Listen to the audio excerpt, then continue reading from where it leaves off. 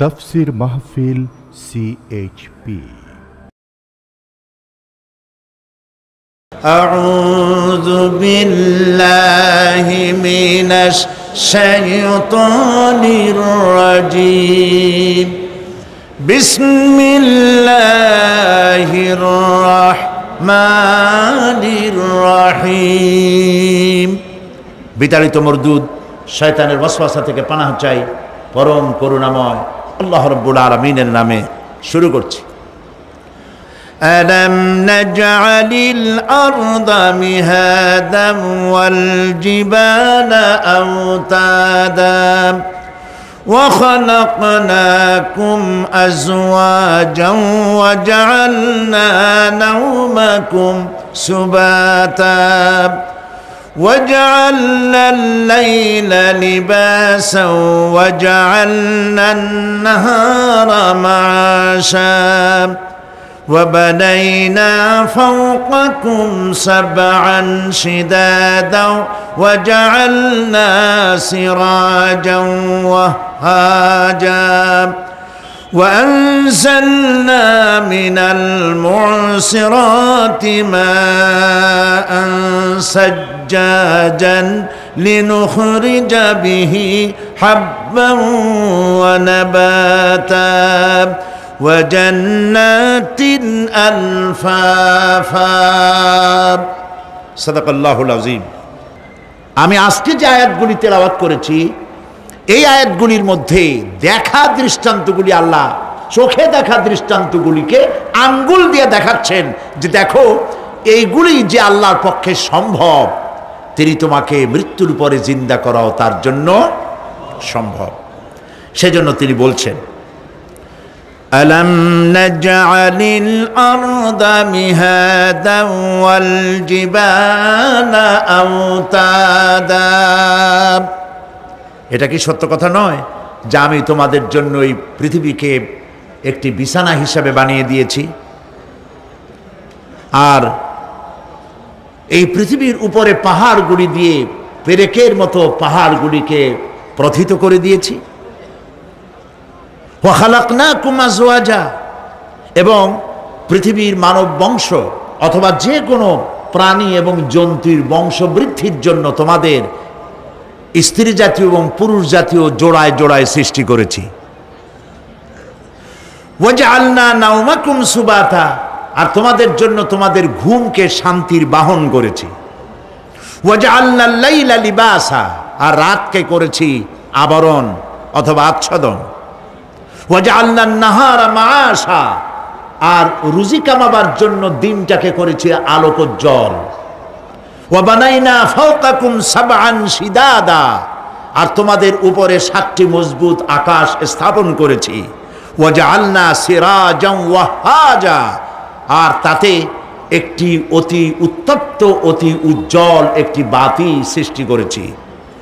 وأنزلنا من المعصرات ماء سجاجا, এবং ঊর্ধ্ব দেশ থেকে অবিশ্রান্ত অবিরামভাবে বৃষ্টি বর্ষণ করি। কেন? লিনুখরিজা বিহি হাব্বান ওয়া নাবাতা, যাতে করে শস্য, শাক, সবজি, উদ্ভিদ আর নিবিড় বাগান সৃষ্টি করতে পারি। এই ছিল তেলাওয়াতকৃত আয়াতের শাব্দিক তর্জমা। আসুন এবার ব্যাখ্যায় চলে যাই। আল্লাহ পাক বলছেন দেখো এই পৃথিবীটাকে, এই জমিনটাকে একটি বিছানা হিসাবে আমি বিছায় দিয়েছি, শান্তিময় আবাস ভূমিতে পরিণত করে দিয়েছি এই পৃথিবীটাকে। আল্লাহ পাক বলছেন الذي جعل لكم الأرض مهدا وجعل لكم فيها سبلا لعلكم تهتدون, যিনি পৃথিবীকে তোমাদের জন্য দোলনা বানিয়ে দিয়েছেন আর সেখানে তোমাদের জন্য রাস্তা তৈরি করে দিয়েছেন যাতে তোমরা গন্তব্য খুঁজে পাও।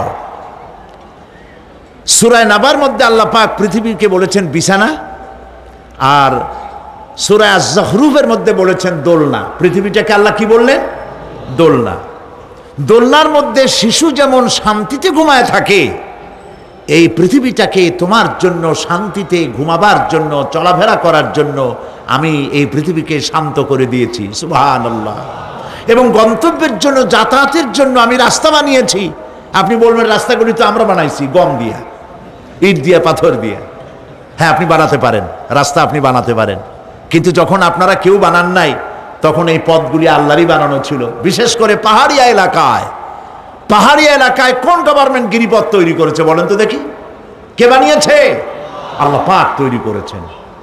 এই পথ তৈরি করেছে যাতে তোমরা তোমাদের গন্তব্যে পৌঁছতে পারো।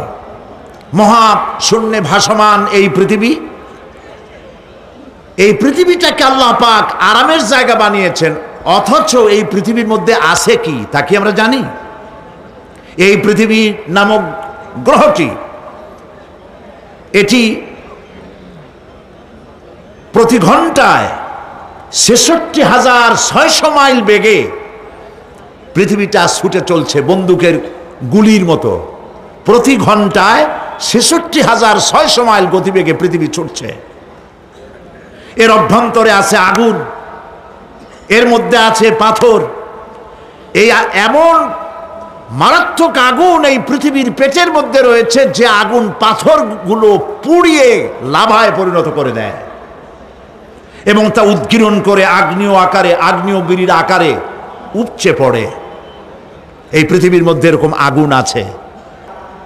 এই পৃথিবীতে সর্বপ্রথম বিজ্ঞানীদের এই কনসেপশন আল্লাহ রাব্বুল আলামিন কোরআনের মাধ্যমে দুনিয়াবাসীকে দিয়েছেন। জগৎ একটা বা দুইটা নয়, বহুমাত্রিক জগতের কনসেপশন আল্লাহ পাক দিয়েছেন, অসংখ্য জগৎ। এই পৃথিবীর উপরিভাগে এক জগৎ, এর আভ্যন্তরীণ রয়েছে আর এক জগৎ। সাগরের ভেতরে রয়েছে এক জগৎ, সাগরের তলায় অন্য জগৎ।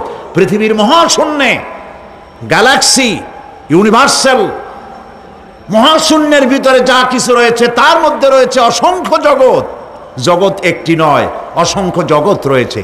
পৃথিবীর মাটির তলায় কত আগুন, সেই দৃশ্য আমি চোখে দেখেছি যখন আমি ভেসুভিয়াস পাহাড় দেখেছি, পৃথিবীর বড় আগ্নেয়গিরি। আল্লাহ পাক জাহান্নামের আগুনের ইন্ধন করবেন মানুষ আর পাথর। ওয়াকুদুহান নাস ওয়াল হিজারা, পাথর আর মানুষ হবে জাহান্নামের আগুনের ইন্ধন। পৃথিবীর মাটি থেকে 3 মাইল উঁচা ভেসুভিয়াসের পাহাড়ের উপরে। ভেসুভিয়াস পাহাড় কোথায় বলতে পারেন? ইটালিতে। সেই জায়গায় যখন আমি উঠেছি, পাথর যে জাহান্নামের আগুনে পুড়বে এর বাস্তবতা নিজের চোখে দেখেছি। পাথরগুলি আগুনে পুড়ে লাভার মতো হয়ে পাহাড়ের উপর থেকে আলকাত্রার মতো গলে গলে পাহাড়ের চতুর্দিকের 12 কিলোমিটার এলাকার জনপদকে ধ্বংস করে দিয়েছে। ইটালিতে আরো একটি জায়গা আছে যেটার নাম সিসিলি। সেখানেও একটি জীবন্ত আগ্নেয়গিরি আছে, যেটা আগুন এখনো জ্বলতেছে। যে কোনো মুহূর্তে এ আগুন ছড়িয়ে পড়তে পারে। কাজেই পৃথিবীর মধ্যে একদিকে রয়েছে, এর মধ্যে রয়েছে আগুন, রয়েছে পাথর গলায়া লাভা বানাবার মতো বিরাট শক্তি। সেই পৃথিবীটাকে আল্লাহ পাক এতটা শান্ত করে রেখেছেন, তোমরা যেন নিশ্চিন্তে এর কোলে, দোলনার ভিতরে শিশু যেমন ঘুমায়, এই পৃথিবীটাকে তোমার জন্য দোলনা বানিয়ে দিয়েছি। তাও আমরা সুবহানাল্লাহ বলবো না? সুবহানাল্লাহ। বন্দুকের গুলির চাইতেও দ্রুতগামী এই পৃথিবী ছুটছে। সেই পৃথিবীকে বিনা দ্বিধায় আমরা খুঁজছি, সেটাকে চিরে ফেলছি এবং তার পেট থেকে রিজেক হাসিল করছি। ঠিক কিনা বলুন? আল্লাহ রাব্বুল আলামিন সূরা আন-নামলের মধ্যে বলছেন, أَمَّنْ جَعَلَ الْأَرْضَ قَرَارًا وَجَعَلَ خِلَالَهَا أَنْهَارًا وَجَعَلَ لَهَا رَوَاسِيَ وَجَعَلَ بَيْنَ الْبَحْرَيْنِ حَاجِزًا।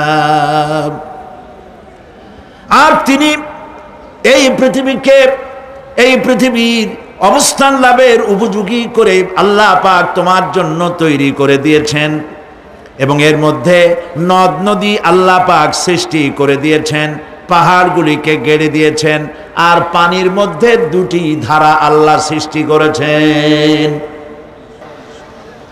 পানির মাঝখানে একটা অন্তরাল সৃষ্টি করেছেন। এটি একটা তো আবিষ্কার হয়েই গেছে, সেটি হলো প্রশান্ত মহাসাগরের ভেতরে 4000 কিলোমিটার লম্বা, 2500 কিলোমিটার চওড়া প্রশান্ত মহাসাগরের ভিতরে একটি বিশাল এলাকা পাওয়া গেছে, যেটার পানি অত্যন্ত সুমিষ্ট সুমধুর, আর এর বাইরের পানিগুলি অত্যন্ত লবণাক্ত। সূরা আর রহমানের মধ্যে আল্লাহ পাক বলেছেন, মারাজাল বাহরাইনি ইয়ালতাকিয়ান বাইনাহুমা বারযাখুন লা ইয়াবগিয়ান ফাবিআইয়ি আলাই রাব্বিকুমা তুকাযযিবান। দুটি সমান্তরালে পানি প্রবাহিত হয়ে যাচ্ছে, দুটি ধারা। লোনা পানি মিষ্টি পানিকে নোনা বানাতে পারে না, মিষ্টি পানি লোনা পানিকে মিষ্টি বানাইতে পারে না, মাঝখানে কোনো পার্টিশন নাই। সুবহানাল্লাহ।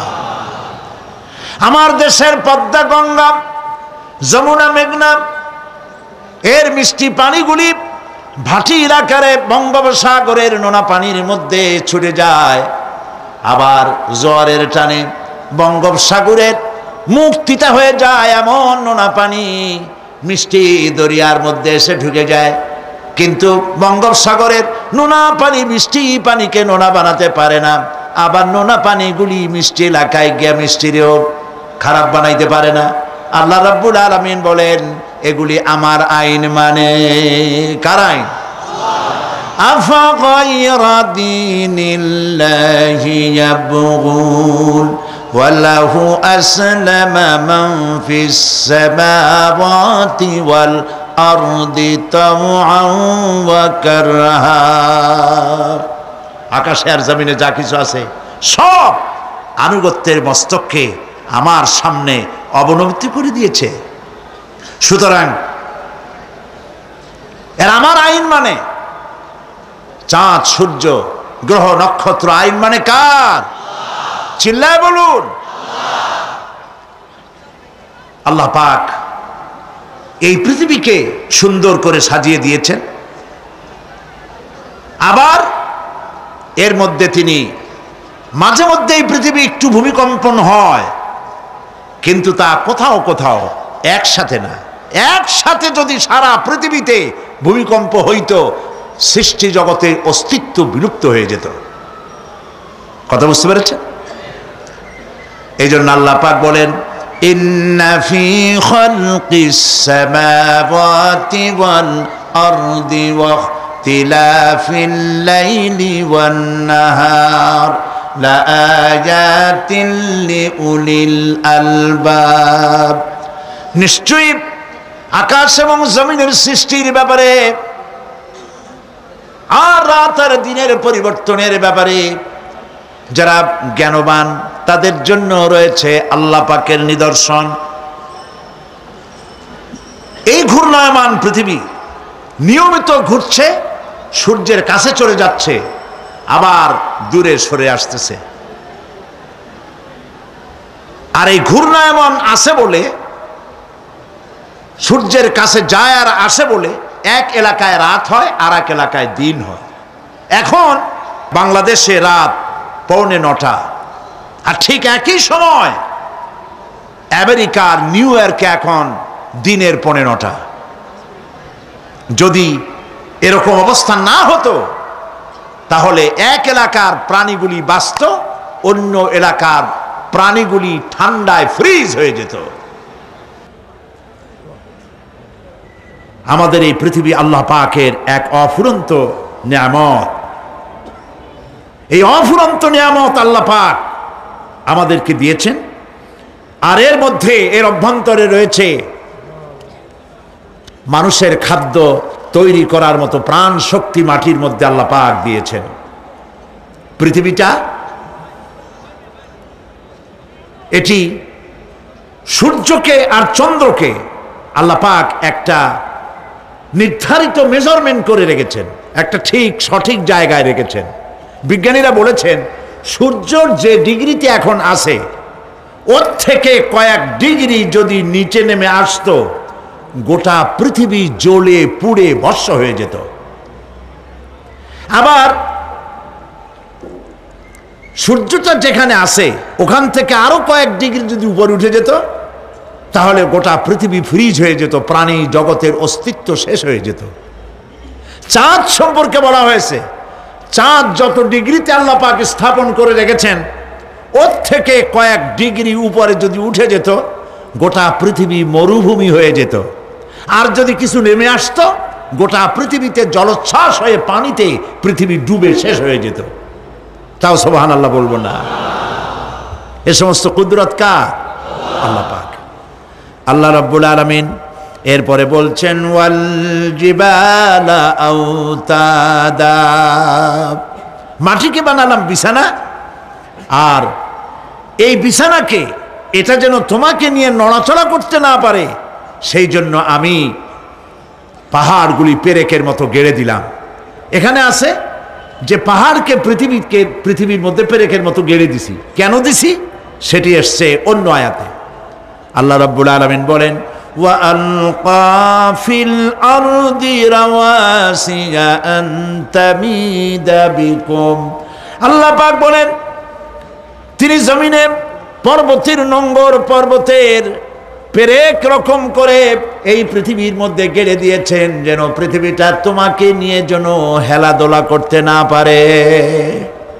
এই পাহাড় পৃথিবীর ভারসাম্য রক্ষা করেছে।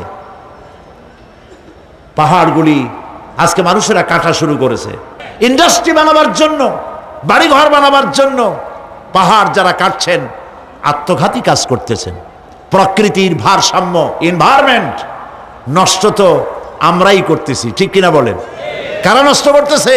আমরা নিজেরাই করতেছি, আত্মঘাতী কাজ করছি। এই পৃথিবীতে কত পাহাড় দরকার, কত গাছ দরকার, কত পানি দরকার, সে কথা কে বলতে পারবেন? বলেন সবাই। আল্লাহ পাকের যা কিছু তিনি সৃষ্টি করেছেন সেগুলির উপরে হস্তক্ষেপ করা, কিছু কিছু জিনিসের উপরে হস্তক্ষেপ করা মারাত্মক আত্মঘাতী। পাহাড়গুলি দিয়ে এই সুউচ্চ পাহাড় শুধু খিল বানায় রাখছেন আল্লাহ, পেরেক বানায় রাখছেন, শুধু তাই নয়, এই পাহাড়ের উপরে পানি জমে থাকে বরফ হইয়া।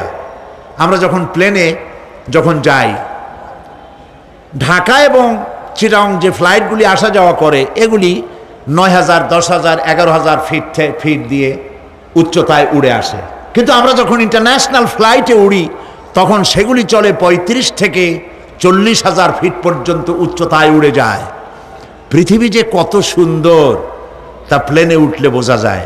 আর বাংলাদেশ যে কত সুন্দর মনোরম তা দেশের উপর থেকে প্লেনে উঠতে গেলে দৃশ্য দেখে, নয়ন অবিরাম দৃশ্য দেখে সেজদায় মাথা নত হয়ে আসে। সুবহানাল্লাহ, সুবহানাল্লাহ। আমার দেশ যে কত ভালো, আলহামদুলিল্লাহ বলেন। পৃথিবীর যে কোনো দেশের তুলনায় আমার দেশ অনেক অনেক অনেক ভালো, আলহামদুলিল্লাহ বলেন।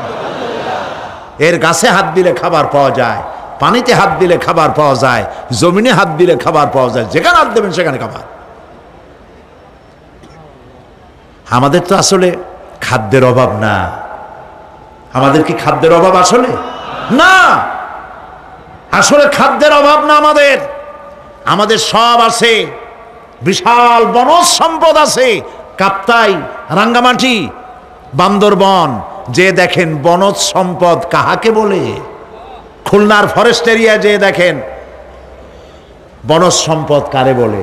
রয়েছে বনজ সম্পদ, রয়েছে খনিজ সম্পদ, রয়েছে পশু সম্পদ, রয়েছে মৎস্য সম্পদ, রয়েছে পানি সম্পদ, সর্বোপরি রয়েছে মানব সম্পদ। সব আছে। তাহলে মরি কেন? মরি সৎ লোকের অভাবে। আল্লাহ রাব্বুল আলামিন এই পৃথিবীতে মানুষগুলিকে সুন্দর করে সৃষ্টি করে তার খাওয়া, চলা ফেরা, ওঠা বসা সব কিছুকে একটি নিয়মতান্ত্রিক পদ্ধতিতে পরিচালিত করেছেন। এটা বুঝলে পরে কল্যাণ, না বুঝলে অকল্যাণ। আসল বক্তব্য ছিল কি? পাহাড়। প্লেনে ওড়ার সময় দেখেছি রাশিয়ার উপর থেকে যখন উড়ে যায়, টার্কি, ইটালি, আফ্রিকা দেশসমূহের উপর দিয়ে যখন উড়ে যায়, তখন দেখতে পাই নিচে পাহাড়ের মাথাগুলি সাদা ধপধপ করছে। প্রথমে তো বুঝি নাই যেগুলি কি, পরে জিজ্ঞেস করে জেনেছি। যখন প্রথম বিদেশে গেছি তখন বুঝি নাই, তারপরে বুঝতে পারলাম এ হলো আল্লাহ পাকের সেই কথা যে পাহাড়ের উপরে আমি পানি জমায় রাখি। এই জমাকৃত পানি সূর্যের তাপে গলাইয়া পাহাড় থেকে পাদদেশে নামাইয়া ফসল উৎপাদিত করি, যেখানে বৃষ্টি সম্ভব নয়। মানে বৃষ্টি যেখানে দেওয়ার প্রয়োজন নাই, সম্ভব নয় তা না, আল্লাহর কাছে অসম্ভব বলে কিছু নাই। কিন্তু কোথাও আল্লাহ পাক বৃষ্টি দিয়ে দেন, কোথাও সাগরের পানি, কোথাও খালের পানি, কোথাও নদীর পানি, কোথাও পাহাড়ের পানি দিয়ে এভাবে ব্যবস্থা করে দেন। এনভায়রনমেন্ট এগুলি নষ্ট করে ফেলছে।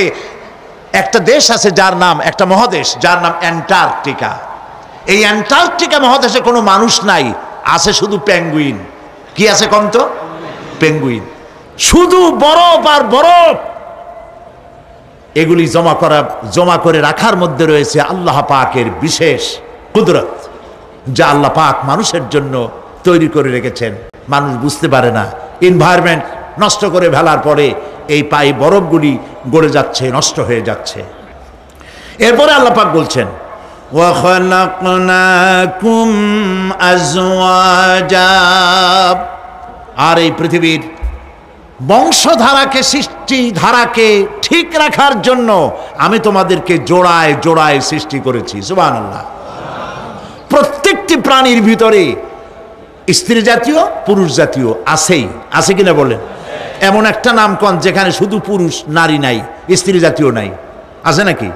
নাই। বংশধারা বৃদ্ধি করার জন্য প্রত্যেকটি প্রাণী আল্লাহ পাক বলছেন জোড়ায় জোড়ায় বানাইছি, তোমাদেরকেও আমি জোড়ায় জোড়ায় বানিয়েছি। আর কি করেছি? আল্লাহ পাক বলছেন,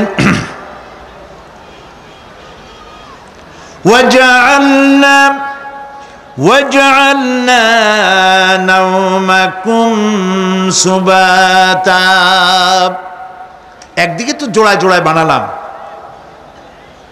পুরুষ এবং স্ত্রী। এই পুরুষ আর স্ত্রী সৃষ্টি করার ভিতরে রয়েছে আল্লাহ পাকের নিদর্শন। কার নিদর্শন বলুন?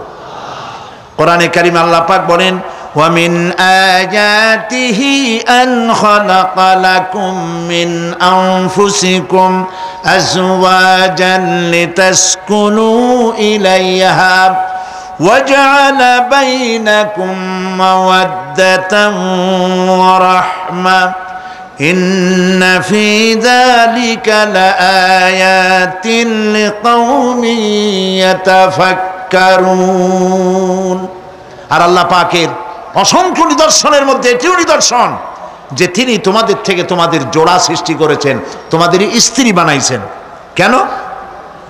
লিতাসকুনু ইলাইহা, যাতে করে তুমি তার কাছ থেকে তোমার মনের প্রশান্তি, সেও এবং তুমিও উভয়ের কাছে মনের প্রশান্তি খুঁজে পাও। ওয়াজআলা বাইনাকুম মাওয়াদ্দা, আর আল্লাহ পাক তোমাদের মধ্যে সৃষ্টি করেছেন ভালোবাসা। ওয়া রাহমা, আর পরবর্তী সময় সৃষ্টি করেছেন দয়া এবং করুণা। লিতাসকুনু ইলাইহা বলতে বোঝানো হয়েছে যে এই ব্যবস্থা আপনি আপনি হয়নি, এটি একটি উদ্দেশ্যকে লক্ষ্য করে হয়েছে। একে অপরের নিকটে যেন শান্তি পায়, প্রশান্তি পায়, একজন আরেকজনের কাছে পূর্ণ মাত্রায় তাই মিলিত হওয়ার জন্য নির্জন পরিবেশের আশ্রয় নেয়। আর এভাবে করি আল্লাহ পাক মানব বংশের এই ধারাকে অব্যাহত রেখেছেন। সুবহানাল্লাহ। ওয়া জাআলা বাইনাকুম মাওয়াদ্দা, আর তোমাদের মধ্যে আল্লাহ পাক ভালোবাসা সৃষ্টি করেছেন। এই কথা বলার এর ব্যাখ্যা কি? ভালোবাসা সৃষ্টি করেছেন এর ব্যাখ্যা এরকম হতে পারে, কয়েক রকম।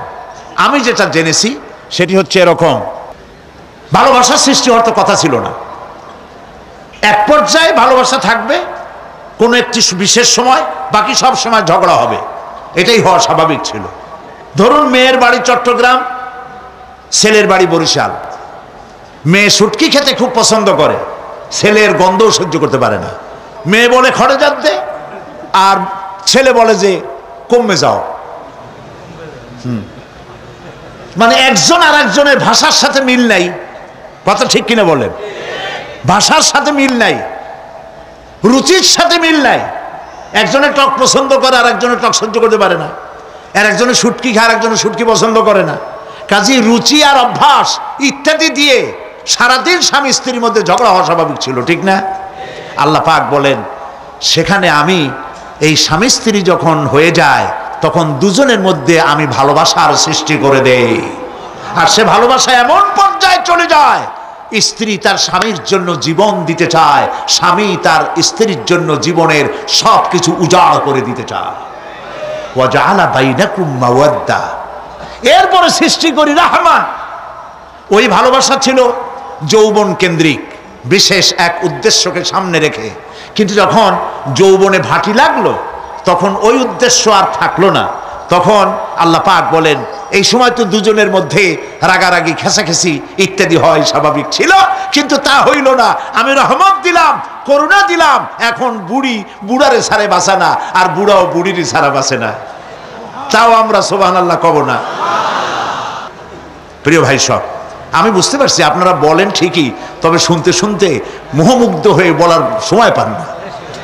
জি আলহামদুলিল্লাহ, বলি আলহামদুলিল্লাহ। তো আল্লাহ রাব্বুল আলামিন পরস্পর পরস্পরের মধ্যেই ভালোবাসা সৃষ্টি করলেন। এটি আল্লাহ পাকের আয়াত। এটা আল্লাহ পাকের কি বলুন? আয়াত মানে কি? নিদর্শন। এরপরে রাব্বুল আলামিন বলেন ওয়াজআলনা নাওমাকুম সুবাতা, আর আমি তোমাদের জন্য ঘুমকে করেছি শান্তির বাহন। মানুষের অঙ্গ প্রত্যঙ্গ প্রত্যেকটির কাজ ভিন্ন, প্রকৃতিও ভিন্ন। চোখ দেখে, কান শোনে, জিহ্বা স্বাদ গ্রহণ করে, নাক শোনে, নাক শোখে, মস্তিষ্ক চিন্তা ভাবনা করে। এ হলো প্রকৃতি। আর প্রত্যেকটি অঙ্গ প্রত্যঙ্গের রুচি আলাদা, কর্তব্যের মধ্যে বিরাট বৈষম্য। যেমন চোখ রঙিন এবং সুন্দর জিনিস দেখতে ভালোবাসে, ঠিক কিনা বলেন? ঠিক কিনা? একটা খারাপ জিনিসের দিক চোখ পড়লেই মানুষ তাড়াতাড়ি চোখ ফিরায় নেয়, ঠিক না? চোখ সুন্দর এবং রঙিন জিনিস দেখতে ভালোবাসে। কান সুমধুর সুর শুনতে ভালোবাসে, উৎসাহ বোধ করে। আর হাত নরম এবং মসৃণ জিনিসে স্পর্শ করতে উৎসাহ বোধ করে। নাক আতরের গন্ধ শুঁকতে ভালো লাগে। আর মন নতুন নতুন রঙিন ভাবনা ভাবতে চেষ্টা করে। বাড়ি বানাবো, বিল্ডিং বানাবো, ইন্ডাস্ট্রি করব, ছেলে বিয়ে দেবো, মেয়ে বিয়ে দেবো অমুক জায়গায় বিরাট লোকের কাছে। ভাবতে ভাবতে ভাবের সাগরে হারিয়ে যায়। আর ভাবনার ভিতরে খেয়ালে যদি কেউ পোলাও পাকায়, বাস্তবে তা হোক আর না হোক, খেয়ালে মনে মনে যদি কেউ পোলাও পাকায়, তাহলে ঘিয়ের দাম যাই হোক না কেন তাতে কিছু আসে যায় না, ঠিক কিনা? মানুষ রঙিন রঙিন ভাবনা ভাবতে খুব মজা পায়। তাহলে আমি কি বুঝাইতে চাইলাম? চোখের কাজ, নাকের কাজ, মুখের কাজ, কানের কাজ, মনের কাজ, প্রত্যেকটি অঙ্গ প্রত্যঙ্গের ভিন্ন ভিন্ন কাজ আছে, ভিন্ন ভিন্ন রুচি আছে। কিন্তু একটি ব্যাপারে হাত, পা, চোখ, নাক, মস্তিষ্ক সব এক ব্যাপারে তারা ঐক্যমত পোষণ করেছে। এ ব্যাপারে কোনো ইখতিলাফ তাদের মধ্যে নাই, সেটা হলো ঘুম। সেটার নাম কি? ঘুম। ঘুমাইতে চায়, হাতের শরীরের সমস্ত অঙ্গ প্রত্যঙ্গ ঘুমের কোলে নিবেদিত হয়ে যেতে চায়। ঘুম না আসলে হাত আর চলে না, মাথায় আর ভাবতে ইচ্ছা করে না, পাও আর চলতে চায় না, হার্টবিট বেড়ে যায়। আর ঘুমালে পরে সব শান্ত হয়ে যায়। সুবহানাল্লাহ কব না?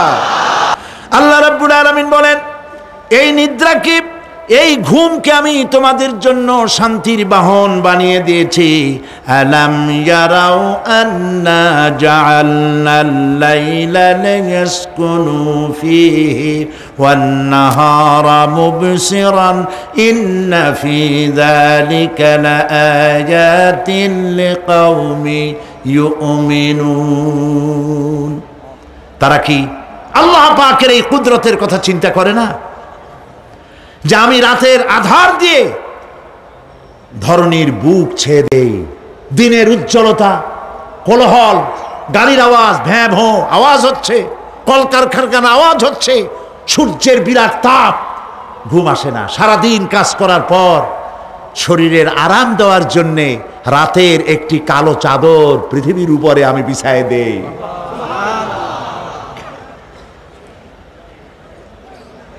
আর মানুষ আরাম গ্রহণ করে, শুধু মানুষ না, সব প্রাণী আরাম গ্রহণ করে। সুবহানাল্লাহ। এবং এরপরে দিনের আলো দিয়ে উদ্ভাসিত করি, যেন বিশ্রামের পর নতুন করে আবার কাজের সমস্ত উদ্দীপনা নিয়ে নতুন করে কাজে ঝাঁপিয়ে পড়তে পারে। কয়েক ঘন্টা দিন হাড় ভাঙা খাটুনি খেটেছে, রিক্সা চালায়ছে, গাড়ি চালায়ছে, আড়াই মনের বস্তা মাথায় করে টেনেছে, চিন্তা ভাবনা করেছে। এরপরে যখন এই লোকটি কয়েক ঘন্টা মাত্র নিদ্রা গেল, আরাম পেল, মস্তিষ্ক হালকা হয়ে গেল, হার্টবিট কমে গেল, হাতের পায়ের কর্মোদ্দীপনা বেড়ে গেল, নতুন করে আবার কাজ করার জন্য সুযোগ এসে গেল। দুনিয়ার মানুষকে কর্মক্ষম রাখার জন্য আল্লাহ পাক ঘুমকে বানিয়েছেন নিয়ামত। সুবহানাল্লাহ বলেন। ওয়ামিন আয়াতিহি মানামুকুম বিল্লাইলি ওয়ান নাহারি ওয়াবতিগাউ মিন ফাদলি। আল্লাহ পাক বলেন, তোমাদের রাত আর দিনের বেলায় নিদ্রা যাওয়া, এবং এটাই হচ্ছে তার অনুগ্রহ। রাত আর দিনের নিদ্রা যাওয়ার পরে আমার অনুগ্রহ অর্থাৎ রিজেক তালাশ করার জন্য শরীরের ভিতরে, মনের ভিতরে, হাত পায়ের মধ্যে কর্মের উদ্দীপনা আমি তোমাদের দিয়ে দেই। মহাবিজ্ঞানী আল্লাহ রাব্বুল আলামিনের এই বিশাল কুদরত এবং দয়া যে মানুষকে তিনি ক্লান্তি দূর করার জন্য তিনি ঘুম দিয়েছেন, আলহামদুলিল্লাহ বলি। অনেক মানুষ আছে ঘুমাইতে পারে না, ঘুমাবার জন্য ফেনার গান খায়, ঘুমাবার জন্য ভ্যালিয়াম খায়, সিডাক্সিন খায়, রিল্যাক্সিন খায়, কত অক্সিজেন, অক্সিজেন, কত কিছু খায়, তারপরেও ঘুম আসে না। এই ঘুম যার আসে না, বিরাট নিয়ামত থেকে বঞ্চিত। ঘুম একটি নিয়ামত, আলহামদুলিল্লাহ বলি, আলহামদুলিল্লাহ বলি। বিশাল নিয়ামত ঘুম। আল্লাহ যে সমস্ত নিয়ামত আমাদের জন্ম থেকে শুরু করে এ পর্যন্ত বডির মধ্যে দিছেন, মৃত্যুর আগে আল্লাহ যেন একটিও কেড়ে না নেন, বলি আমিন। আল্লাহ রাব্বুল আলামিনের পরে বলেন,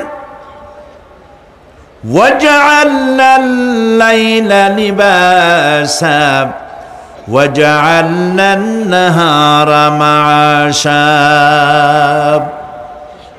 আর রাতকে করেছি আচ্ছাদন, আবরণ, দিনকে রুজি কামাবার জন্য ব্যবস্থা করে দিয়েছি। দিনের বেলা রুজি কামাবেন, দিনের বেলায় ঘুমায় থাকবেন না। বহুত মানুষ আছে সকালবেলায় ঘুম দিল, 12টা 1টা বাজে গেল। উর্দুতে ছোটবেলায় পড়েছিলাম, জিসনে সোয়া উসনে খোয়া, যে ঘুমাইলো সব সর্বনাশ করলো।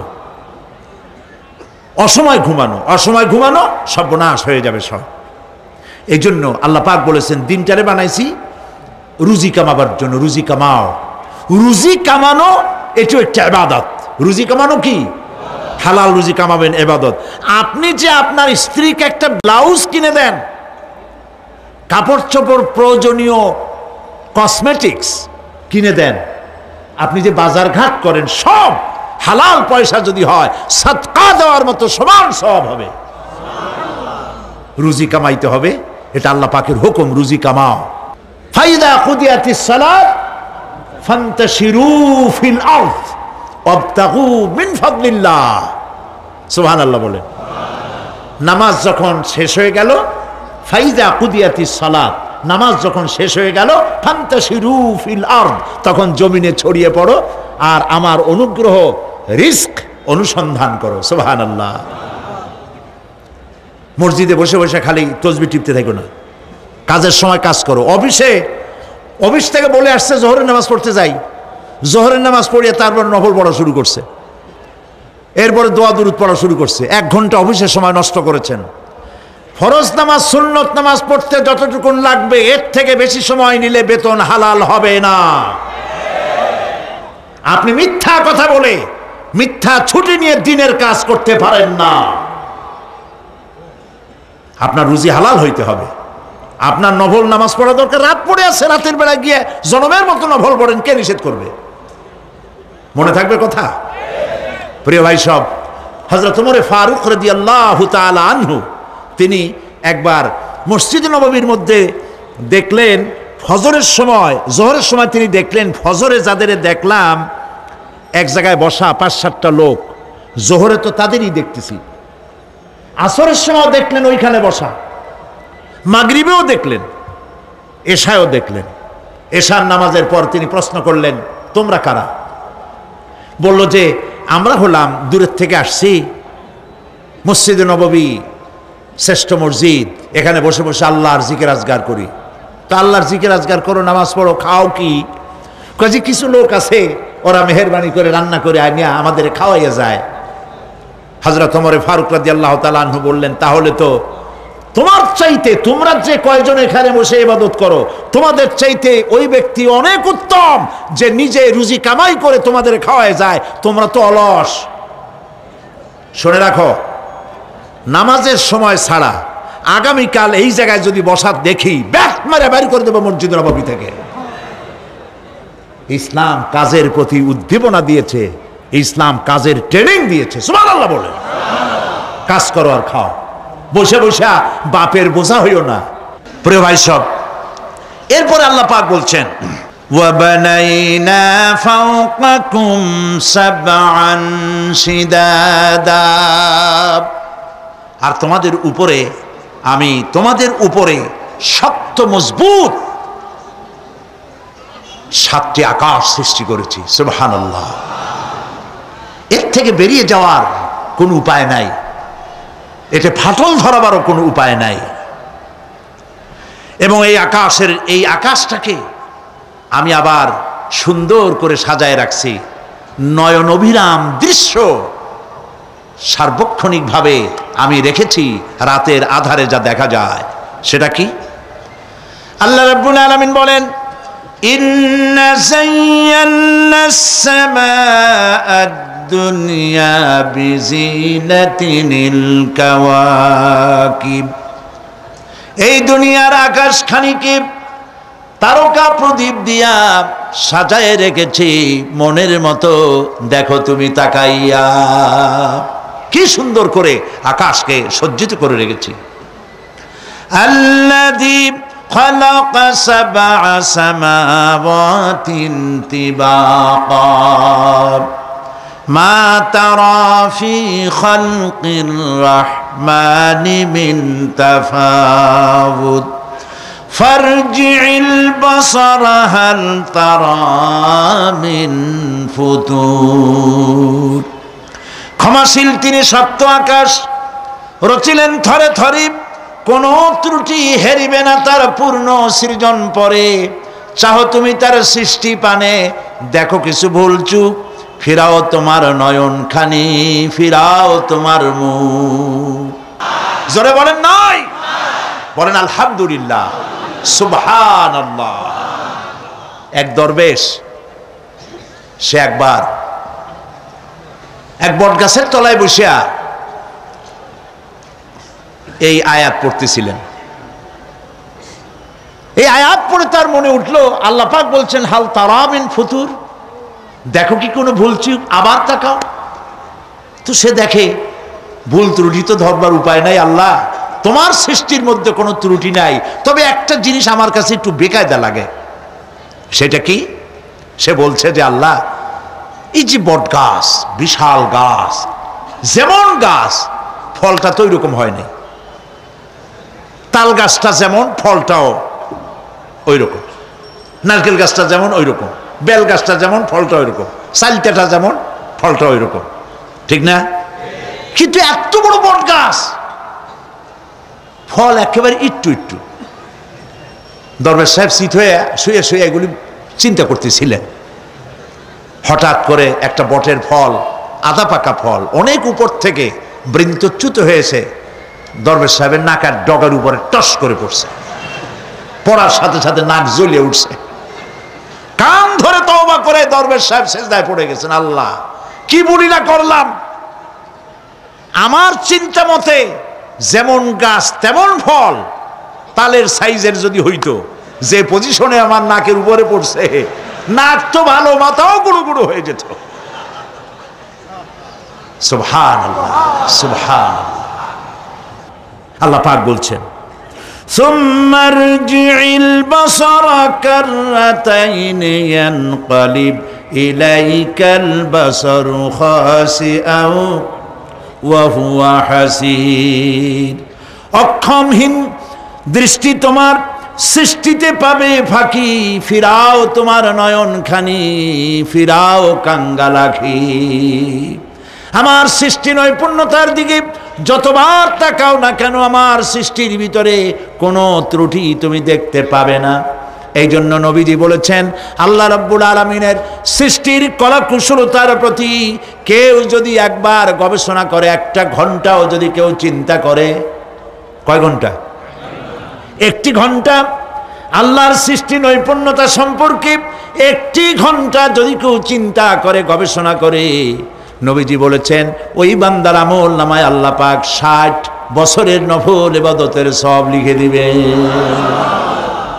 চিন্তা করো, গবেষণা করে, শ্রদ্ধায় মাথা নত হয়ে আসবে, আপনাতেই সেজদা করবে। সুবহানাল্লাহ। এরপরে আল্লাহ পাক বলেন, ওয়াজআলনা সিরাজান ওয়াহাজা, আর আমি তোমাদের উপরে আকাশ সৃষ্টি করেছি, আর ওর মধ্যে আমি সৃষ্টি করেছি মহাশূন্যে এক অতি উত্তপ্ত, অতি উজ্জ্বল এক বাতি সৃষ্টি করেছি। সিরাজ শব্দের অর্থ হলো সূর্য, ওয়াহাজ এ শব্দের অর্থ হচ্ছে একই সাথে অতি উত্তপ্ত, অতি উজ্জ্বল। সূর্যের ব্যাস হচ্ছে এই পৃথিবীর চাইতে, সূর্যের ব্যাস হচ্ছে পৃথিবীর চাইতে 109 গুণ, এবং এর আয়তন পৃথিবীর চাইতে 13 লক্ষ গুণ বড়, আর দূরত্ব হচ্ছে পৃথিবীর মাটি থেকে 9,30,00,000 মাইল ব্যবধানে এই সূর্যকে আল্লাহ পাক স্থাপন করেছেন। এই সূর্যের মধ্যে যেমন রয়েছে তাপ, আবার তেমন রয়েছে আলট্রা ভায়োলেট রে। সূর্যের মধ্যে অনেক কিছু আছে, এখনো বিজ্ঞানীরা তা আবিষ্কার করতে পারে নাই। এর মধ্যে কল্যাণধর্মী জিনিসও আছে এবং অকল্যাণ জাতীয় কিছু জিনিস আছে। সেটা কি কারণে, সেটা আল্লাহ ভালো জানেন, আমরা জানি না। আমরা মনে করি অকল্যাণ, আল্লাহ জানেন ওর মধ্যে কি কল্যাণ আছে। যেমন সাপের বিষ, আমরা সাপ দেখলেই মারি, কিন্তু সাপ আপনাকে ক্ষতি না করলে আপনি মারবেন কেন? আর যদি ক্ষতি করার মনে হয়, ক্ষতির মতো মনে হয়, মেরে ফেলে দিন। এটা বলা হয়েছে হাদিস শরীফে, ক্ষতিকর মনে হলে মেরে ফেলে দিন। কিন্তু সাপ তার বিষের মধ্যে মানুষের জীবন রক্ষাকারী ওষুধ সাপের বিষ দিয়েই তৈরি হয়। সূর্যের মধ্যে অকল্যাণ ধর্মী যা আছে সেটা কেন, এটা আমরা জানি না। এখন অকল্যাণ ধর্মী যে জিনিসটাকে বিজ্ঞানীরা মনে করেন, সেটার নাম হলো আলট্রা ভায়োলেট রে, অতি বেগুনি রশ্মি। এই অতি বেগুনি রশ্মি, এটার অ্যাকশন হচ্ছে এই যে প্রাণী জগতের মধ্যে যদি এটা লাগে, এসে পড়ে, পৃথিবীতে যদি স্পর্শ করে, তাহলে ক্যান্সার সহ নানাবিধ দুরারোগ্য ব্যাধিতে গোটা পৃথিবী ছড়িয়ে পড়বে। ওই আলট্রা ভায়োলেট রে যাতে পৃথিবীর মাটি স্পর্শ করতে না পারে, সেজন্য আল্লাহ রাব্বুল আলামিন ওজোন স্তর তৈরি করেছেন। OZONE, ওজোন স্তর তৈরি করা আছে, যাতে করে ওই রেটা পাস করতে না পারে। সেই রেতে বিজ্ঞানীরা লক্ষ্য করেছে, রেতে ফাটল ধরেছে। সূর্য কত দূরে? 9,30,00,000 মাইল দূরে। মানুষেরা, বিজ্ঞানীরা টের পেয়েছে যে ওজোন স্তরে ফাটল ধরেছে। সুবহানাল্লাহ। আল্লাহ পাক বলছেন, ওয়ামা উতীতুম মিনাল ইলমি ইল্লা কালিলা, তোমাদেরকে খুব সামান্যতম জ্ঞান আমি দান করেছি। সামান্য জ্ঞান দিয়ে গেছে কদ্দূর দেখেন। সুবহানাল্লাহ বলেন। চিন্তায়, শ্রদ্ধায় মাথা নত হয়ে আসবে। এগুলি যদি হয় সাধারণ জ্ঞান, ছোট্ট জ্ঞান, সামান্যতম জ্ঞান, তাহলে আমার আল্লাহ সুবহানাহু ওয়া তাআলার জ্ঞান কত অসীম, কত অনন্ত, কত চিরন্তন। সুবহানাল্লাহ। সে আল্লাহ রাব্বুল আলামিন ওজোন স্তরকে রেখেছেন, ওটা ক্র্যাক করেছে। কেন ক্র্যাক করেছে? ক্র্যাক করেছে এনভায়রনমেন্ট নষ্ট করার কারণে। আমরা গাছ কেটেছি, যত গাছ কেটেছি তত গাছ লাগাই নেই। টেলিভিশনে যে গাছ সম্পর্কিত যে বিজ্ঞাপনগুলি দেওয়া হয়, এগুলি নিছক কোনো বিজ্ঞাপনের উদ্দেশ্যে বিজ্ঞাপন নয়, এগুলি বাস্তব। নবী করিম সাল্লাল্লাহু আলাইহি ওয়াসাল্লাম গাছ কাটতে নিষেধ করেছেন। প্রয়োজনে কাটুন, প্রয়োজনে, বিনা প্রয়োজনে আপনি গাছের পাতাও ছিঁড়বেন না, প্রয়োজনে গাছটাও কেটে ফেলতে পারেন। পাতা ছিঁড়বেন না কেন? যেহেতু প্রত্যেকটি পাতা আল্লাহ রাব্বুল আলামিনের জিকির করছে। এই গাছগুলি কেটে কেটে প্রকৃতির ভারসাম্য আমরা নষ্ট করেছি। গাছ আমাদের বন্ধু। আমরা বাতাস থেকে অক্সিজেন গ্রহণ করি, অক্সিজেনকে কার্বন ডাই অক্সাইড করে ছেড়ে দেই। কার্বন ডাই অক্সাইড হচ্ছে প্রাণী জগতের জন্য বিষ। এই বিষকে নষ্ট করে দিয়ে অক্সিজেনকে পরিশোধিত করা, রিফাইন করার কোনো ফ্যাক্টরি পৃথিবীতে নাই। আল্লাহ রাব্বুল আলামিন এই সৃষ্টি জগৎকে বাঁচাবার জন্য অসংখ্য গাছ বানিয়েছেন, আর গাছের খাদ্য বানিয়েছেন কার্বন ডাই অক্সাইড। আমার জন্য যেটা বিষ, সেটা গাছের জন্য খাদ্য। গাছ সারা রাত এটাকে খাইলো, দিনের বেলায় সূর্যের তাপে এই কার্বন ডাই অক্সাইড আর গাছের সবুজ রং, পাতার সবুজ রঙে মিলে এক প্রকারের রন্ধন ক্রিয়ার মধ্য দিয়ে কার্বন ডাই অক্সাইড আবার ফ্রেশ অক্সিজেন হয়ে পৃথিবীর প্রাণী জগৎকে বাঁচার জন্য পথ উন্মুক্ত করে দেয়। আল্লাহ সুবহানাহু ওয়া তাআলা তিনি বলছেন, এভাবে করে আমি এই সূর্যের তাপ দিয়ে পৃথিবীবাসীকে কল্যাণধর্মী হিসেবে সূর্যকে সৃষ্টি করেছি।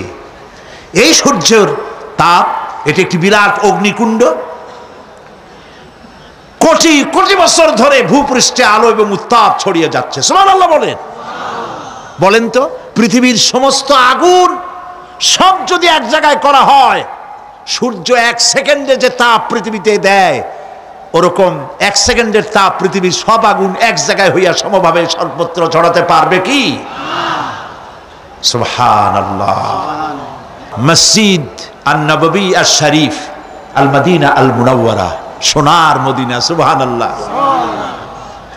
আমি মদিনায় গিয়া এবারও বলছি, আল্লাহ যদি ফাহাদের মাফ করতে চান, মসজিদে নববী এবং মসজিদে হারামের যে এক্সটেনশন এবং হাজিদের জন্য যে উপকার করেছেন, আল্লাহ যদি মাফ করতে চান, এটা বড় আকারের একটা ওসিলা হয়ে যেতে পারে। এক সময় গরমে কষ্টে অস্থির হয়ে যেতাম মসজিদে নববীতে, এখন মসজিদে নববীতে ঢুকলে মনে হয় জান্নাতের মধ্যে। আর জান্নাত তো চিন্তা করা যায় না, কোনো চোখ নাই যা দেখছে, কোনো কল্পনা নাই, যা মন নাই যা কল্পনা করছে, এটার সাথে তুলনাই হবে না। তবে মনে হয় যেন জান্নাতের মধ্যে ঢুকে গেছি। প্রত্যেকটি খামের গোড়া থেকে ঠান্ডা বাতাস উঠতেছে, প্রত্যেকটি পিলারের গোড়া থেকে। মসজিদে নববী থেকে 3 কিলোমিটার দূরে এসি প্লান্ট। পৃথিবীর সব থেকে বড় এসি প্লান্ট হচ্ছে মদিনা মুনাওয়ারায় এসি প্লান্ট, যেটা দিয়ে মসজিদে নববী, যেখানে 8 লক্ষ মানুষ একসাথে নামাজ পড়তে পারে। ঠান্ডা উঠতেছে। সুবহানাল্লাহ। ভাইদের বলি, হজ যারা করছেন, পয়সা কড়ি আছে, হজ করেছেন, ভালো করেছেন, মাঝে মধ্যে সময় পেলে রমজান মাসে যায়েন। মানুষেরা আমাদের দেশের হলিডে করতে কপাল পোড়ারা সিঙ্গাপুর যায়, ব্যবসা করতে যান, আমার আপত্তি নেই। আমেরিকায় যান, সিঙ্গাপুরে যান, ব্যাংকক যান, হংকং যান, থাইল্যান্ড যান, যেন বললে সেখানে যান। কিন্তু হলিডে করার জন্য এই সব জায়গায় না গিয়া পয়সাগুলি জমাইয়া রমজান মাসে যাইয়েন মদিনা মুনাওয়ারায়, আর আল্লাহর ঘর মসজিদে হারামে। সুবহানাল্লাহ। কোরআন নাজিল কেমনে হয়েছে তা তো দেখি নাই। ইমাম যখন তারাবির মধ্যে তেলাওয়াত করেন, মনে হয় যেন আকাশ থেকে এখনো কোরআন নাজিল হচ্ছে। সুবহানাল্লাহ। কি তেলাওয়াত! যেমন শেখ আব্দুর রহমান আস-সুদাইস, তেমন সাউদ আশ-শুরাইম, তেমন শেখ আব্দুর রহমান আল হুজাইফি। সুবহানাল্লাহ, সুবহানাল্লাহ। তো আল্লাহ তার কুদরত দিয়ে এই পৃথিবীকে ভরে রেখেছেন, নিয়ামত দিয়ে ভরে রেখেছেন। মুসলমানদের জন্য সবচাইতে বড় নিয়ামত কোরআন শরীফ, নিয়ামত কাবা শরীফ, নিয়ামত মসজিদ আন-নববী আশ-শরীফ আল-মদিনা আল-মুনাওয়ারা। সুবহানাল্লাহ, সবাই বলেন সুবহানাল্লাহ। আল্লাহ রাব্বুল আলামিন বলছেন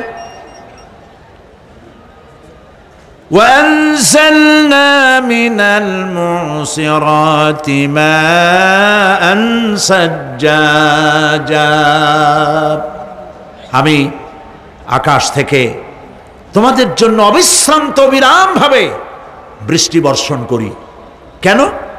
লিনুখরিজা বিহি হাব্বান ওয়া নাবাতা ওয়া জান্নাতিন আলফাফা।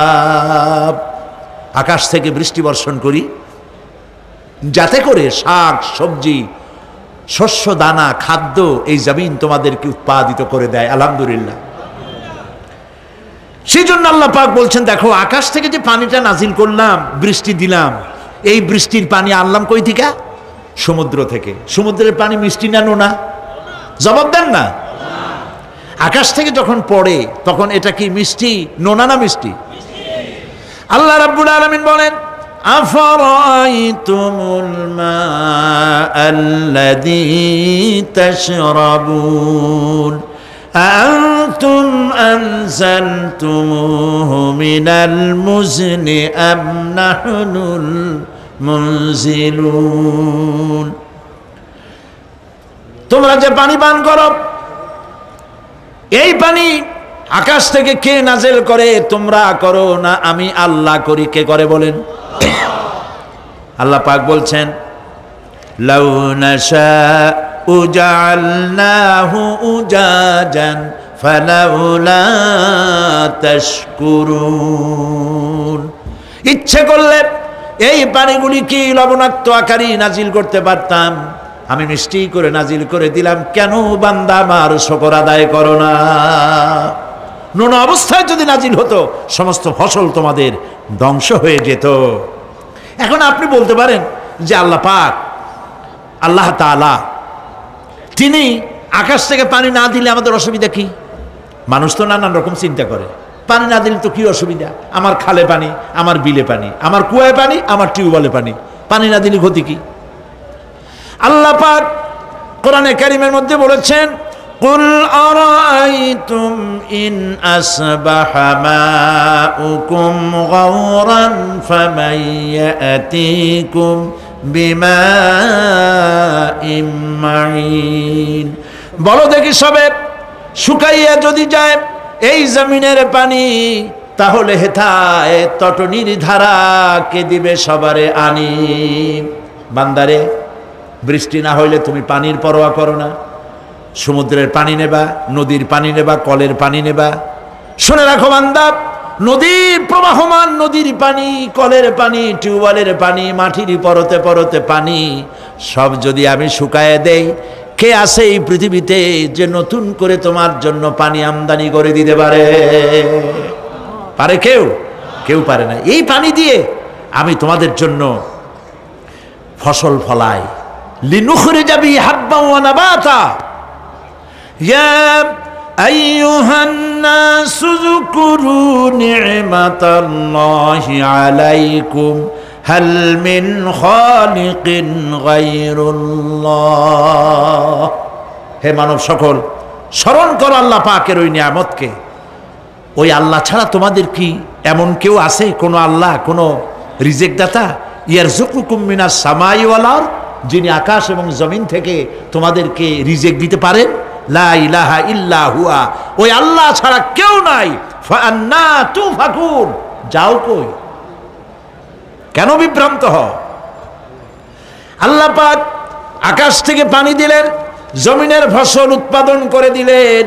আর এরপরে আল্লাহ পাক বলেন ওয়া জান্নাতিন আলফাফা, আর ঘন সন্নিবদ্ধ নিবিড় বাগান বানায় দিলাম। সুবহানাল্লাহ বলেন। এখানে আল্লাহ পাক কি কি বললেন? শাক, লক্ষ্য করুন, শাক সবজি খাদ্যশস্য উদ্ভিদ এগুলো দিলাম, আর সাথে সাথে ঘন নিবিড় বাগান বানাইলাম। নিবিড় বাগান দেখছেন? দেখেন নাই, বোঝেন নাই তাই দেখেন নাই, তা নাহলে দেখছেন।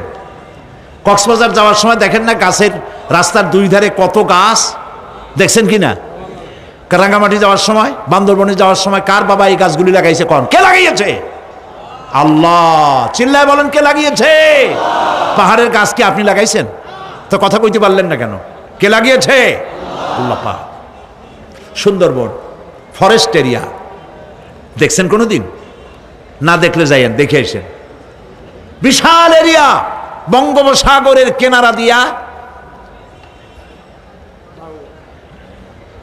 খুলনা, সাতক্ষীরা, এই বিরাট অঞ্চল, বরিশাল, খুলনা, সাতক্ষীরা, পটুয়াখালী, বিরাট এরিয়া নিয়ে রয়েছে সুন্দরবন। শত শত মাইল, সুবহানাল্লাহ বলে, বিশাল গাছ, গাছের এরিয়া। এই গাছগুলি কে লাগাইছে? জোরে বলেন কে লাগাইছে? এই গাছগুলির নার্সিং করেন কে? একটা জিনিস দেখে আমি অবাক হয়ে গেছি, সেটা হলো এখানে বহু রকমের গাছ আছে। সুন্দরী কাঠ, পশুরি, বাইন, গেওয়া, গোল, অনেক রকমের গাছ আছে। যেখানে সুন্দরী গাছ, সব সুন্দরী গাছ, যেখানে গেওয়া, যেখানে বাইন, যেখানে গোল, গোলপাতা, সব সেখানে সেইগুলাই। অথচ কেউ যে গাছগুলি লাগাই দিয়ে আসে নাই। আরেকটা অসুবিধা, আরেকটা জিনিস হচ্ছে, এই জোয়ারের সময় এই এলাকা ডুবে যায়, 1 হাত 1.5 হাত পানি হয় গাছের গোড়ায়। যে ফলগুলি পড়ছিল গাছ দিয়া, এই ফলগুলি ভাটির টানে চলে গেল, নিচে নেমে গেল, নদীতে নেমে গেল, আবার জোয়ারের টানে উঠে আসলো, পানিতে ভেসে ভেসে ফলগুলি ভারী হয়ে গেল, এক সময় ভাটির টানে আর গেল না। এই গাছগুলিকে সুন্দরী গাছের মধ্যেই সুন্দরী ফল, বাইনের মধ্যে বাইনের ফল কে সাজাইয়া এই সুন্দর বাগানগুলি বানাইল? চিল্লায় বলো। ওয়া জান্নাতিন আলফাফা, ঘন নিবিড় সন্নিবদ্ধ বাগান আমি সৃষ্টি করেছি, সুবহানাল্লাহ বলে। এই গাছগুলি মানুষেরা জন্মের খাওয়া খায়। বন বিভাগে যারা দায়িত্বে থাকে মনে করে শ্বশুরের লাগানো গাছ, বাজানের লাগানো গাছ, সমানে কাটা চোরের মতো বিক্রি করে। এরা ডাকাত, এরা চোরের চাইতেও নিকৃষ্ট যারা গাছ চুরি করে। আল্লাহ পাক জানেন মানুষের খাসলাত। এই ফরেস্ট বিভাগে, বন বিভাগে যারা চাকরি করেন, সব খারাপ আমি তা বলবো না, ভালো মন্দ মিলেই আছে। কিছু আছে জন্মের খাওয়া খায়, ঘুষ খায় আর গাছগুলো বেচে ছাড়িয়ে দেয়, সর্বনাশ করে দেয়। আল্লাহ পাক তার মানসা, তার মর্জি মোবারক হচ্ছে এই যে গাছগুলি যেন বংশ অনুক্রমে পৃথিবীর মানুষ বছরের পর বছর, শতাব্দীর পর শতাব্দী, সহস্রাব্দীর পর সহস্রাব্দী যেন ভোগ দখল করতে পারে। সেজন্য আল্লাহ রাব্বুল আলামিন এই বন জঙ্গল রক্ষা করার জন্য নিজস্ব গার্ড বাহিনী রেখে দিয়েছেন। চিন্তা করছেন সেই গার্ড বাহিনী কারা? বন্য হাতি, রয়্যাল বেঙ্গল টাইগার, বড় বড় সাপ। আপনারা যান, যায় দেখবেন সালাম কেমনে দেয়। রয়্যাল বেঙ্গল টাইগার জীবিত মানুষ খায় না। তার অর্থ কি? তার অর্থ হলো বাঘের মুখোমুখি মানুষ যখন হয়, তখন বাঘের চেহারা দেখে মানুষের রুহু গলার কাছে এসে যায়। আত্মরা তখনই হয়। এরকম জীবনে আমার এক পজিশন হয়েছিল। লন্ডনে আমাকে আমার ভক্তরা বলল যে সাফারি পার্ক আমাকে দেখাবে। তখন চলো সাফারি পার্ক কি? যে সব জন্তু জানোয়ার ছাড়িয়ে দেওয়া, ওর মধ্যে দিয়া গাড়ি নিয়ে যেতে হবে। তাই বললাম থাবা দিয়ে যদি গাড়ির গ্লাস গ্লাস ভাঙে? তা বললো যে ওখানে পুলিশ আছে, লোকজন আছে, হর্ন জোরে বাজাইতে হবে, নিয়ম আছে, তাহলে তারা আসবে এবং বন্দুকের মধ্যে রাবারের গুলি আছে, বিষ মাখানো, ওইটা মেরে দেবে, তারপরে জন্তুটা পড়ে যাবে, তার ঘুম আসবে, তখন বেঁচে যাবে। আমি দেখার লোভও সামলাইতে পারলাম না, আর ভয়তেও ঘামে গেলাম। আল্লাহ ভরসা করে গেলাম। বিশাল এরিয়া, আল্লাহ যে কত দেখাইছে গোলামের, সুবহানাল্লাহ। সারা জীবন সেজদায় পড়েও কুলাইতে পারবো না, কত আল্লাহ দেখাইছেন, সুবহানাল্লাহ। গেট দিয়ে ঢুকলাম, লোহার বিশাল গেট, বাঘ সিংহ সব ছাড়িয়ে দেওয়া জঙ্গলের মধ্যে। তা আমরা গেছিলাম একটা ভালো সময়, সকালবেলা। সেখানে সব গোস্ত, বড় বড় গোস্ত, এগুলো খাইতে দিছে, প্রাণীরা সব গোস্ত খাওয়ায় ব্যস্ত। সেখানে মানুষগুলা, আমরা কাফের বলি আর যাই বলি, তাদের নৈতিকতা আছে। আমার দেশের বাঘগুলারে তাদের জন্য বরাদ্দ হচ্ছে গোশত, কিন্তু চার পায়া জন্তুরে হাড্ডি খাওয়াইয়া দু পায়া পশুগুলিতে গোশতগুলো খাইয়ে ফেলে। জানোয়ার পশুর চাইতে নিকৃষ্ট, ঠিক কিনা বলেন? পশুর খাদ্য নিজে খায়। যাই দেখেন আমাদের দেশের চিড়িয়াখানাগুলির অবস্থা, বাঘ শুকায় গেছে, হরিণ শুকায় গেছে, সিংহ শুকায় গেছে। তার তো শুকাবার কথা না। পরে কে খাওয়ায় জঙ্গলে? কে খাওয়ায়? আল্লাহ পাক খাওয়ান, সুবহানাল্লাহ। এত বড় বড় গোশতের টুকরা এক একটা বাঘে পেয়েছে। বাঘ একটারে নিয়ে গাছে উঠছে, আর একটা টানাটানি করতেছে, আর আমরা গাড়ি নিয়ে আসতে যাচ্ছি। এক বাঘ তার ওই গোশত ফালায় থুয়ে আমাদের দিকে আগায় আসতেছে। আমি বললাম, আল্লাহ, যা ভয় করতেছিলাম আমি তখন, ওই যে বলেছি যে মরা মানুষ বাঘে খায় না, বাঘ দেখলেই কলজে উড়ে যায়। আমার হার্ট বিট এত বাড়ছে, আর আল্লাহ আল্লাহ করতেছি, দোয়া দুরুদ শেষ হয়ে গেছে পড়তে পড়তে। বাঘটা একেবারে গাড়ির কাছাকাছি আসছে, ইন্না লিল্লাহ পড়তে পড়তে সরে গেলাম। আল্লাহর মেহেরবানি, বাঘটাও কি মনে করলো এই যে ছোট্ট আল্লাহর ছোট্ট গোলাম, হরে খাইয়া কি হবে, বোঝা ছাড়িয়ে দিল আমার ওই মনে করে। তার যা শক্তি, গাড়ির গায়ে যদি থাপ্পড় মারতো, আমার টয়োটা গাড়ি ছিটকে আর এক জায়গায় পড়ে যেত। আল্লাহ বাঁচাই দিলেন, সুবহানাল্লাহ। প্রিয় ভাই সব, আল্লাহ রাব্বুল আলামিন এই সব জিনিস পৃথিবীকে দিয়েছেন। আর এইগুলি বলার পরে আল্লাহ পাক বলছেন যে এই চোখে দেখা জিনিসগুলি বললাম। কে বলতেছেন? চোখে দেখা জিনিসগুলি দেখালাম।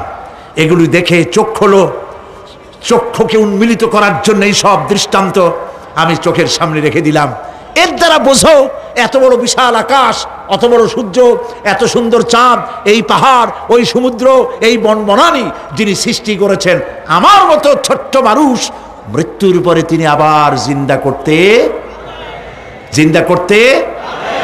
করতে जगह जी लगाने के लिए ये दुनिया नहीं है, जगह जी लगाने के लिए ये दुनिया नहीं है, ये इबरत की जा है तमाशा नहीं है।